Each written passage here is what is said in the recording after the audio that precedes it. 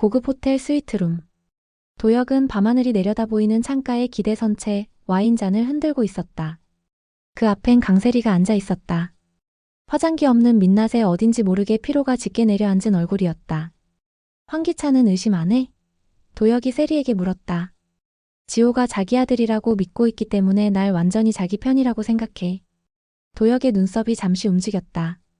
세리는 곧 와인을 한 모금 마신 뒤 바닥에 고여있는 감정을 꾹꾹 눌렀다.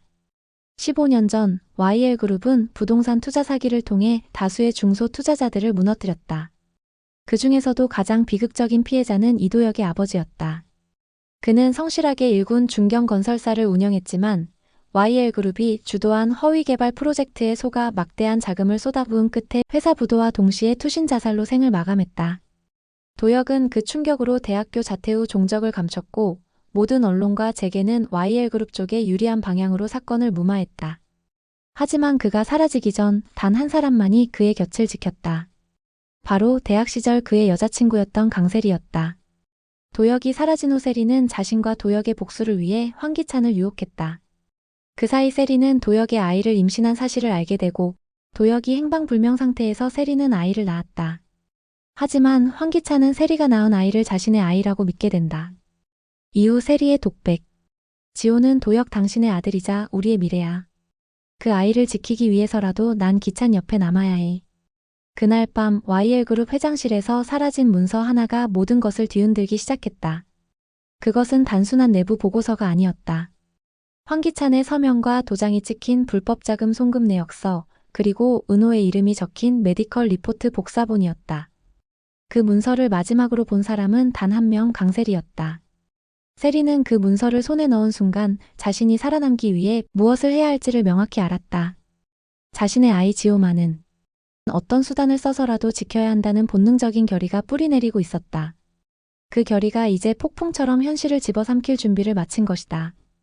며칠 전만 해도 황기찬은 세리를 향한 신뢰를 의심치 않았다. 그는 세리에게 중요한 기획 업무를 맡기고 그룹 차원에서 움직이는 프로젝트 대부분에 세리의 이름을 끼워 넣었다. 기찬은 세리를 사랑했지만 동시에 그녀를 하나의 도구로 활용하고 있었다. 그 사실을 세리는 모를 리 없었다. 그러나 그녀는 아무렇지 않은 척했다. 웃었고 순종했으며 충성을 다하는 모습을 지켜냈다. 하지만 아이 지호가 유치원에서 친구들에게 살인자의 집 아들이라는 말을 듣고 돌아온 날 그녀의 인내는 완전히 무너졌다. 지호는 밤마다 울며 엄마 나도 죽을까봐 무서워라고 말했다. 그 말은 세리의 귓가를 며칠 내내 맴돌았다. 그리고 마침내 그녀는 결단을 내렸다. 기찬을 끌어내리겠다고. 세리는 조용히 움직였다. 그녀는 과거 기찬과 나눈 대화 중 회사에서 녹취 시스템에 자동으로 저장된 파일들을 하나하나 꺼내 모았다. 그 안에는 기찬이 농담 반 진담 반으로 강재인 같은 애는 좀 조용히 만들어야 해라고 말한 음성, 그리고 은호가 여기저기 다니면 귀찮아져라는 말이 섞여 있었다. 세리는 이 짧은 문장들을 편집해 마치 기찬이 직접 살인을 지시한 것처럼 들리는 완벽한 가짜 녹음을 만들어냈다. 그것만으로는 부족했다. 그녀는 자신이 협박당했다는 각서를 작성하고 가짜 정신과 진단서를 만들었으며 회사 내부 고발자 프로그램에 익명으로 제보를 올렸다. 모든 준비는 치밀하고 계획적이었다. 며칠 뒤 세리는 경찰서에 나타났다. 저도 피해자예요라는 한마디로 기찬의 세계는 무너졌다. 회사는 급격히 흔들렸고 주가는 하루 만에 하한가를 찍었다. 하지만 기찬은 끝까지 자신의 결백을 주장했다. 은호는 내 아들이에요. 내가 왜 그런 짓을 해요? 라고 외쳤지만 그를 믿어주는 사람은 아무도 없었다. 강세리는 경찰 조사에서 눈물까지 흘리며 말했다. 그 사람 지옥까지 해치겠다고 했어요. 그래서 어쩔 수 없었어요. 제가 나서야 했어요. 그 말 한마디에 여론은 세리 편으로 기울었고 언론은 의로운 폭로자로 그녀를 띄웠다. 그러나 모든 것이 뜻대로 흘러가지는 않았다. 제이는 기찬과 은호 사이에 존재했던 애틋한 부자의 시간을 누구보다 잘 알고 있었기 때문에 기찬이 그런 짓을 했다는 걸 아무리 생각해도 믿을 수 없었다. 제이는 도윤과 함께 다시 움직이기 시작했다. 그 녹음 파일 뭔가 이상해. 음절이 부자연스러워. 도윤은 컴퓨터 전문가와 함께 조작 흔적을 분석하기 시작했고 마침내 결정적인 단서를 발견했다. 음성의 파형이 일정하지 않았고 특정 구간이 잘려나간 흔적이 있었다. 그리고 결정적으로 녹음 파일에 삽입된 백색 소음이 동일한 패턴으로 반복되고 있었다. 편집된 게 맞아. 이건 누군가 일부러 만든 거야. 그 사실을 알게 된 제이는 세리의 집 앞에서 그녀를 기다렸다.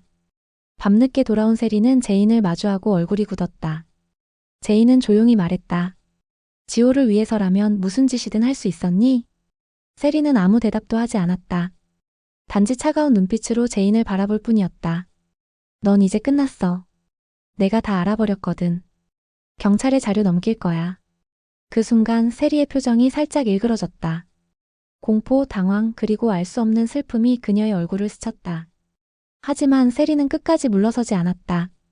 그래서 이제 와서 무죄라고 밝혀진다고 해서 기찬 씨 인생이 되돌아오진 않아. 나도 지호도 돌이킬 수 없는 걸 잃었어. 제인은 더 이상 할 말을 잃었고 그 자리를 떠났다. 제인이 강세리의 집을 떠나 돌아서는 그 순간에도 마음속에 밀려드는 감정은 복잡했다. 분노, 실망, 연민. 그러나 무엇보다 그녀를 지배한 감정은 책임감이었다. 기찬이 진짜 은호를 죽이지 않았다면 누군가는 이 억울함을 바로잡아야 했다. 자신이 하지 않으면 영원히 묻혀버릴 일이었다. 은호의 웃음소리가 자꾸만 귓가에 맴돌았다. 한편 도윤은 녹음 파일 외에도 기찬이 과거에 병원 자금을 불법적으로 집행한 혐의로 세리가 유도한 서류를 다시 조사하고 있었다. 놀랍게도 그 가운데 일부 서류에서 위조된 서명이 발견되었고 그 서명이 사용된 날짜는 기찬이 해외에 체류 중이었던 시기였다. 이건 기찬이 할 수 없는 일이야. 누가 그 서명을 위조했는지 조사해야 해.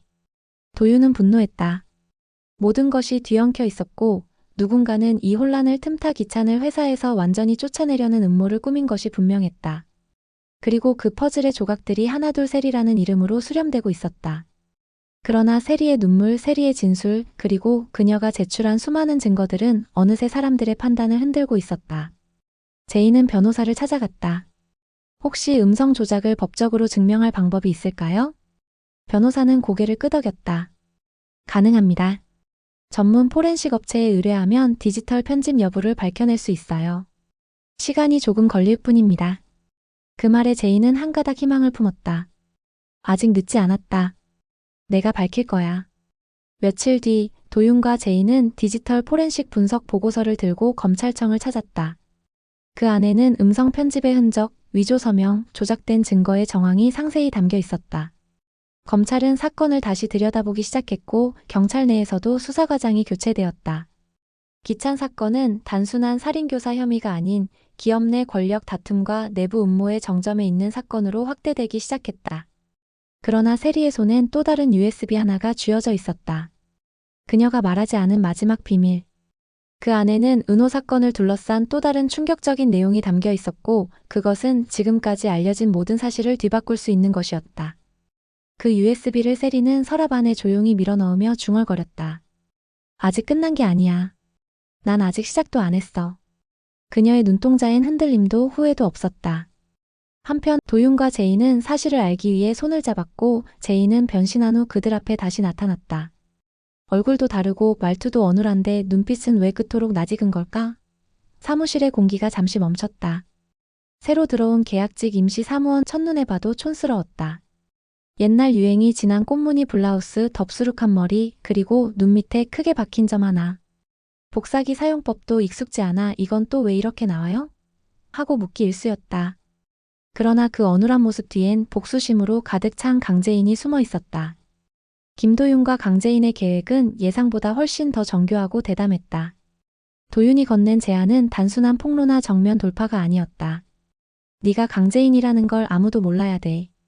우습고 약해 보이되 아무도 의심하지 않는 사람으로. 제이는 며칠을 고민했다. 자신의 자존심을 내려놓아야 하는 일이었고 YL그룹 내부로 들어가는 것은 결국 자신을 다시 끌어당길 불구덩이였다. 그러나 결국 결심했다. 완전히 다른 모습으로. 변장은 완벽했다. 그녀는 스스로를 깎아내렸고 직원들의 무시와 구박을 당연한 듯 받아들였다. 뭐야 저 사람. 무슨 구식 코디야?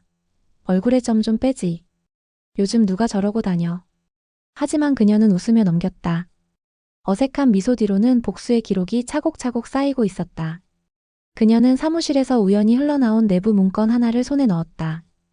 거기엔 황기찬과 강세리가 은밀히 추진 중인 해외 위장 계열사 프로젝트 관련 투자 계약서가 있었다. 서류의 이름은 드림파운드 홀딩스. 겉보기엔 외국 투자사였지만 알고 보니 황기찬 개인 명의로 세운 유령회사였고 자금을 돌려서 YL그룹의 외부 투자금 유치처럼 가장한 후 내부 자산을 빼돌리는 구조였다. 그녀는 문서를 읽는 내내 손끝이 얼어붙는 것 같았다. 드림파운드 홀딩스 이름조차 허울 뿐인 그 회사를 통해 수백억의 자금이 세탁되고 있었다. 겉으론 YL그룹의 국제 확장을 위한 투자 유치처럼 포장됐지만 실상은 황기찬과 강세리가 짜낸 내부 횡령의 온상이었다. 무엇보다 충격적인 건 이 모든 서류에 강세리의 전자서명이 포함되어 있었다는 사실이었다. 이걸 들고 그대로 폭로하면? 제인은 잠시 고민했다. 하지만 곧 고개를 저었다. 이 정도로는 부족했다. 한 방에 끝내기 위해선 단순한 서류 유출이 아닌 황기찬과 강세리가 이 계약을 직접 언급하는 증거가 필요했다. 그녀의 눈동자 속에 차가운 불꽃이 스쳤다. 며칠 후 제인은 일부러 복사기 앞에서 서류를 엉망으로 인쇄해놓고 황기찬 비서실의 직원에게 도움을 요청했다. 일부러 촌스럽고 서툰 표정을 지으며 이게 자꾸 삐뚤게 나오네요. 제가 뭔가 잘못했을까요? 라고 물었다. 그 비서는 투덜거리며 그녀를 가르쳐 주었고 무심코 복사기에 남겨진 문서 일부를 건네받았다. 그 종이에는 드림파운드 실물 자산 이전건이라는 제목이 선명하게 박혀 있었다. 됐어, 이제 한 조각은 확보했어. 제인은 이후 사무실 구석구석을 돌며 작게 숨겨둔 녹음기를 설치했다. 복도, 회의실, 비서실 앞, 그리고 황기찬과 강세리가 종종 은밀히 대화하는 탕비실 안. 그녀는 매일 퇴근 후 몰래 돌아와 녹음기를 수거했고 그 안에서 들려온 목소리는 점점 퍼즐을 완성시켰다. 그 돈 다음 분기 안에 빠져나가야 해. 드림파운드에서 해외로 넘기면 돼.